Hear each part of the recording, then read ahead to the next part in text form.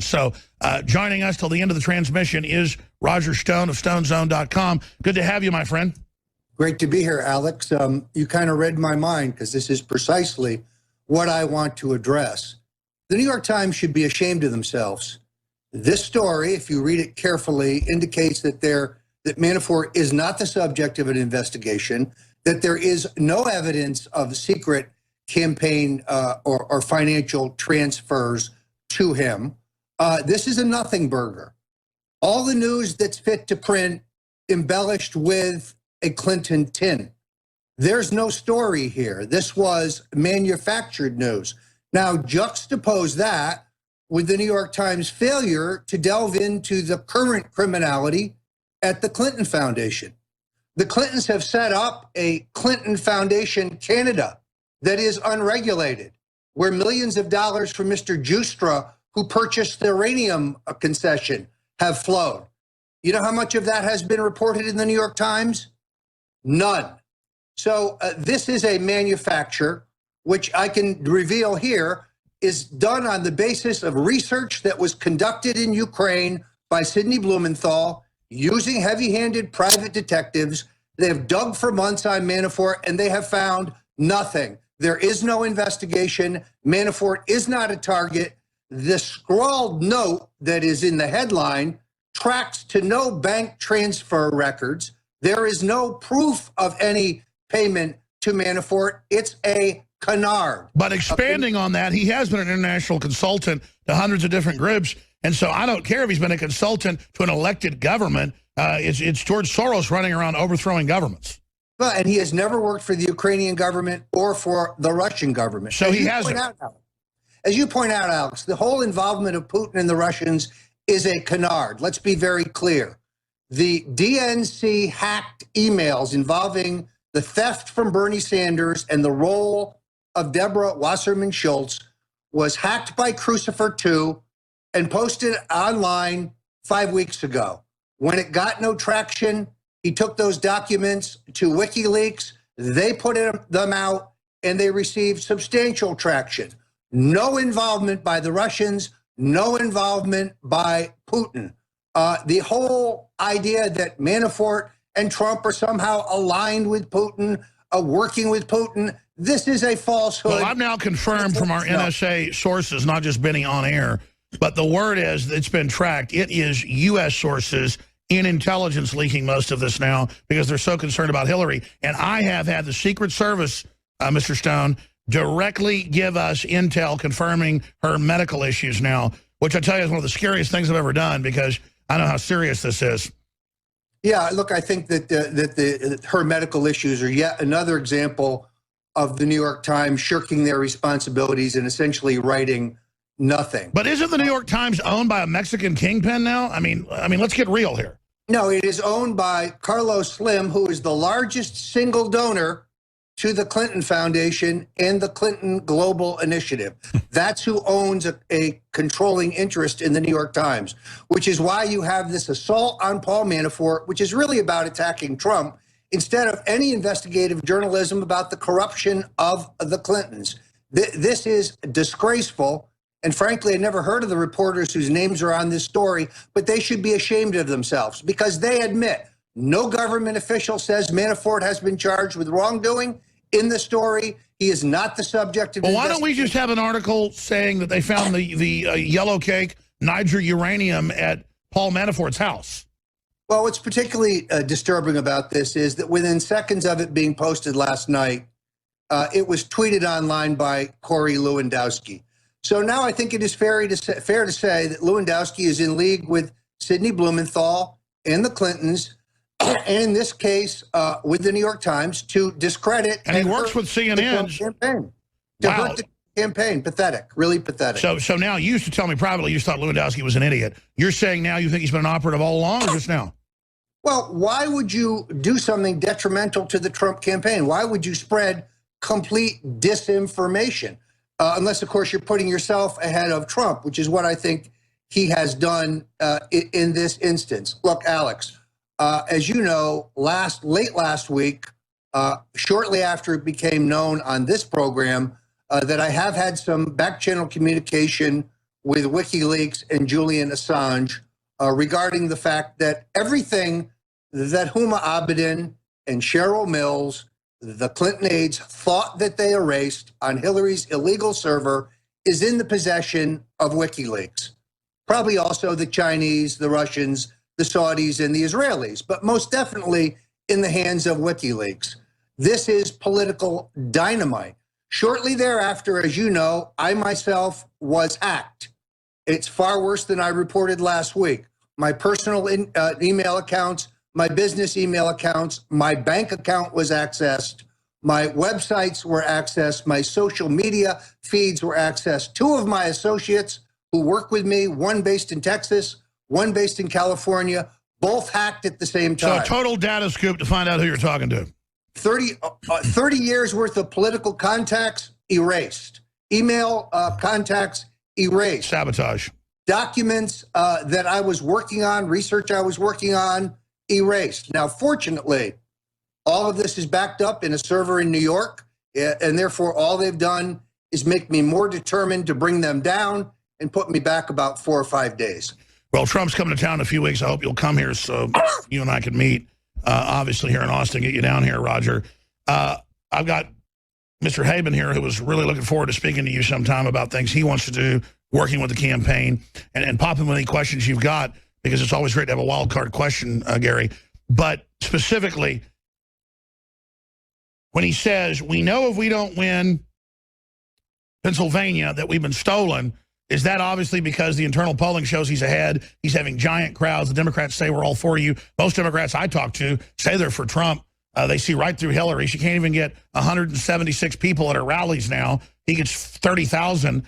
I mean, it really seems like they're putting out these polls to create the hoax that he's behind so that people think he's going to lose. What's the real numbers right now, as best you can tell, Mr. Stone? Well, I think you're exactly right, Alex. It was my intention today to publish a major paper on exactly how this election can be rigged and where exactly I expect it to happen. To be clear, both parties have been involved in machine rigging. It's the party in power in the given states that will rig the machines, and therefore Pennsylvania and Virginia are two states that must be monitored closely. What do I mean by that? Very simply, we need to conduct exit polls. So if the difference between the results, the official results from the machines and the exit polls are different, we will know that this election has been rigged. That has to be done. I'm going to unveil a plan shortly to do it. But the hacking of my email, frankly, put me behind a day or two. No big deal, because the struggle continues. By the way, I don't think it's internal sabotage, but the link that they put is so hidden you can't even find it. It took us days to find the link on DonaldJTrump.com for volunteers to sign up for that. So we're sending out a mass email, and we're going to post it in the next few minutes to Infowars.com with the actual URL where people can go sign up. In fact, it's gone live. Share this link to help Trump stop rigged elections. Trump calls on Americans to become election observers. There's a video I shot pointing out that for dinner with Trump or to donate to Trump or all this stuff is literally hidden and inaccessible by any link. It took data mining, Roger, to find this on the site. So I just want to let the campaign know about that. Yeah, I think it's going to be very important to have every polling place covered. And the Trump campaign is going to do some of that. Citizens for Trump, the fabulous grassroots organization that co-sponsored our rally in Cleveland, is going to do some of that. We're ramping up stopthesteal.com again for this specific purpose. These machines can easily be hacked. It takes a $15 device that you can buy at Best Buy to allow you to vote multiple times. Sure, I mean, the audience knows that, our answer, but I mean, why do you think Obama came out and flipped out and said, what's a rigged election? Didn't he put his foot in his mouth with that one? Well, he said it was ridiculous. You see, what they're trying to do is discredit any claim that this election is not honest up front. The fact that Obama says the entire concept of rigging the election is ridiculous convinces me all the more that they will attempt to do it. Well, they just tried to steal the nomination and did from Sanders. Gary, jump in here with some questions. You say there's a lot you want to ask Mr. Stone. Yeah. Gary, go ahead. Hi, Roger. Good to see you. I've been trying to connect here for a while. You mentioned something really interesting with the Clinton Foundation, that it was first founded in Canada. And I wanted to add something to that. Canadian law allows that foundation in Canada to not reveal the donors. And then, of course, they transfer the money into the U.S. where it's safe from being revealed. So obviously criminal. If I did this, they'd arrest me. Yeah, it is so. Yes, they've done the exact same thing in a number of other jurisdictions. Look, the Clinton Foundation, Gary, as you know, is not a charitable organization. It's a slush fund for grifters. Yeah. It is a vehicle for the facilitation of multi-million-dollar bribes that were paid to the Clintons in return for governmental favors. The Russians paid, the Chinese paid, the Saudis paid, and they all got something. It's a classic case. Let me raise this. Why is the media, I mean, if I thought there was a ceiling on hysteria, let's say that's a 10, they've now gone to a 30. I mean, it is end of the world panic, run around just lying. I mean, it's got to backfire on them. Are they panicking because they know Trump's really ahead in their own internal polling? Because if he was so far behind like they claim, they wouldn't be running around like it's the end of the world. No, I think they're panicking because they understand that should he be elected, it's the end of the old order. It's the end of the two-party duopoly. It's the end of the neocons controlling our government. It's the end of the erosion of our civil liberties. It's the end of debt and massive spending. It's the end of the new world order. That's what they said in the Washington Post. It's the end of bailouts on Wall Street for the crooks and swindlers. It would open up a whole new era of economic growth and prosperity as Trump trimmed regulations and formulated tax policy that would be job creation friendly. So he challenges the two-party duopoly and 30 years of bad decisions. Sure, I want Gary to jump in with some more questions because I again love the wild card, but other tidbits, Roger Stone, that folks should be aware of right now. What are you concerned about? Well, my number one concern, of course, is this effort by the mainstream media to call this election over in August. It's not even Labor Day, and you had this major New York Times piece that has the Trump campaign in disarray, the candidate dispirited. He's giving up. It's all over. This is like taking what happened with Ben Carson to the next level. I mean, shouldn't we make the point that they're staging a hoax here? Well, it's not only a hoax, but anybody who reads this stuff understands that that is not Trump. Trump is a fighter. Trump never quits things midstream. That's not him. He won this nomination in a hostile takeover of the Republican Party. He never settles lawsuits. He loves it. No, he's a fighter. So the idea that he is going to quit, that whole MacGuffin was first put out by the Republican National Committee. And then kind of picked up by the Clinton spin machine as a way to dampen the enthusiasm of both donors and volunteers. This election's far from over. You have a number of debates that are going to be pivotal. Donald Trump would like to see the minor party candidates, Jill Stein and Gary Johnson, in those debates. I predict Hillary will never agree to that. The Presidential Commission on Debates is not appointed by the president, is not a commission, and it's most definitely not about debate. It's about limiting debate. They will want these debates at a time that almost nobody can see them. They will want a format that will not allow Trump to cross-examine Hillary. Now, she hasn't had a press conference in 57 I was days? about to say, she clearly can't even hardly stand up now. I was watching her today with Biden sitting there. She looks like she's about to die. How is she going to be in an hour and a half, 2 hour debate? I think Trump should push for the longest possible. And he should keep a list of all the questions she has failed to answer these many months. I can think of. Yeah, I would say, since you never have press conferences, let me ask you about Benghazi. Let me ask you about your foundation. Right. And then, I mean, they'll probably put Megyn Kelly as the moderator of all three. Well, so the point is you have these debates. Then you also have Let's give the break. This devastating information from WikiLeaks, which I expect to continue. So what I've seen online, the trolls that work for David Brock at Correct the Record and Media Matters. Yeah, they tell you a lot about what they troll with. What are they worried about? Oh, they're constantly attacking you and I personally. It's all name calling. And now they're trying to discredit Assange because they know he has the goods. It's all trolls. It's all astroturf. It's all BS. By the way, both those organizations, Correct the Record and Media Matters for America, are operating illegally in violation of their legal charter under the IRS. So it is typical of the Clinton types. Throw names, call names, personal character assassination. They can't refute my book, The Clintons' War on Women, which you can get right here at the InfoWars store. They're not able to refute it on a factual basis, so they engage in name calling. Why are they? Because it is, I mean, I use the word surreal to see CNN, MSNBC every night attacking you and I. And they're not doing it because we're discredited. They're doing it because they're so scared of the fact that it's our talking points that are reality-based that Trump is talking about wherever he's getting them, and that is so effective against them. I mean, why are they so scared of us? It's bizarre to always be front and center in the middle of this. And Gary, jump in any time. Well, you guys are purveyors of truth. You know, Roger, you laid out a really good argument of the difference between a Trump presidency as opposed to these other guys. You know, as a marketer, I'm always looking for reducing things to the ridiculous. I'm tempted to say this is nationalism versus globalism. This is suicide versus life. Yeah. Is that a viable argument, or is that ridicule rich?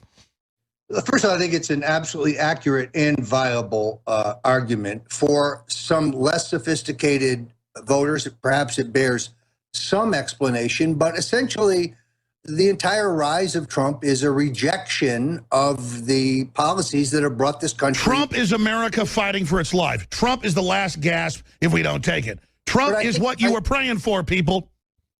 But Gary, I think, just put his finger on it. This is the globalists, those who believe in the New World Order, those who believe in regional government, those who no longer believe in American sovereignty, American power, versus the nationalists. They try to put a negative connotation on that. Trump loves America. He believes in the promise of America. He believes in the exceptionalism of America. He believes in American sovereignty and American power. And that's why the New York Times is attacking. They hate the American power part. They do not like that because they've used our power to parlay into world government. And now they think we're done with this like we're some old hooker. And no, that's not happening. It's just not happening. Well, I'm all for having a simplistic approach because let's face it, we're fairly sophisticated in this area. We have time and spent on it. But to get the attention of the average voter, you know, we can't be bombastic, which is tempting to do because of our frustration. I am. But we need. Actually, I was talking about you. I know. I was about to say Trump bombastic. No, go ahead. Sorry. Well, I'd really like to see some smart marketing here because there are so many things that are obvious now that and thanks to Trump, we have permission to talk about the politically incorrect. We have permission to talk about globalism and where that leads. I would have ads where I went, the Chinese president says we can't have Trump. The Saudi president says we can't have Trump, or the Saudi leader. This leader says that one leader. What about you? I mean, I would just say like, but, you know, what do the voters say? Or the Communist Party fully supports Hillary. Exactly. Communist Party, I mean, every demon group on earth is against Trump. This is a no-brainer for me. Roger? That's about right. You know, I do think that this is going to continue because the mainstream media is not going to let up. They want this race to be over right now, probably because they know that Hillary doesn't have the stamina for the close. That's my next question. I'm glad you brought that up. She's crawling. She's falling apart. She's degenerating. They're even starting to admit it in mainstream media. What are they planning then? I mean, are they going to replace her, have a fake assassination attempt to make her a hero? They'll never replace her because the they is she. The Clintons are now in control of the Democratic Party. Many of my friends in the Democratic Party are supporting her, not because they want to, but because they're afraid not to. The Clintons are famously vindictive, and they keep score. Additionally, however, you have Trump out last week doing 4 campaign events in one day. This guy's almost 70, but he is showing a Herculean personal stamina, working like a dog to win this election. She can barely stand up. She has continued to eschew any questions about anything, her health, the Clinton Foundation, and so ISIS. Last week, as you know, Trump landed a clean punch because Obama and Hillary as well as the Bush administration, are responsible for the rise of ISIS. Yes. And the mainstream media attempted to ridicule Trump as if that is untrue. However, it is true. At a minimum, one would have to deny, indisputably, Hillary armed ISIS. And that is a stone cold fact. And she created the vacuum and put him in charge and did everything else for him. So, from the internal polls of the research, I mean, is it, I mean, for me, I think there's this closeted group, I know there is, that, won't say they're voting for Trump. I think Trump's way ahead. I mean, I know we can't be overconfident here, but I think this illusion that Hillary's really ahead has to be defeated. I actually don't think that Trump is necessarily ahead. He may be down 3 or 4 points. Remember, polling is only good in the episecond in which it is taken. The instant it's compiled, it is technically already obsolete because things are moving around. Voters are moving around. They are affected by the daily coverage of the race, both good and bad. So the numbers are always going to fluctuate. Is Hillary pulled out to some insurmountable lead? Absolutely not. Is Trump still even or leading in more than half of the swing states? Yes, he is. Is there any place in which he's now out of range other than reliably blue states where he never was going to win any place? The answer is no. So despite the fact that the mainstream media attempts to put this race away, to call it for Hillary in August, All right. is just not. All right. Gary, have a final question, and then Roger Stone, any other points you need to make? Because we got about 2 minutes left. Yeah, what's funny, we forgot about what he spoke about ISIS last week. That's huge. Huge courage. I'm so proud I support Trump. Yeah, when I'm friends with Rand Paul, and during the debate, he was being accused of being an isolationist, and he uttered the words, well, the first thing I would do is stop supporting ISIS. And then he shut up. And I told him later, I said, why didn't you go down that trail? What turned me on to ISIS being a CIA creation was when the weapons in Mosul were completely turned over. The vehicles, there were 2,500 armored Humvees with the keys left in the ignition. And, and we had an aircraft carrier right out there in the Persian Gulf, could have sent 2 F-18s and destroyed it. Absolutely. So that facts out. Roger Stone, 60 seconds. Closing comments on that. What's particularly disturbing to me was the way Katie Tur of NBC goes up on her Twitter feed and says Trump is wrong about ISIS. No, Katie, Trump is absolutely right about ISIS.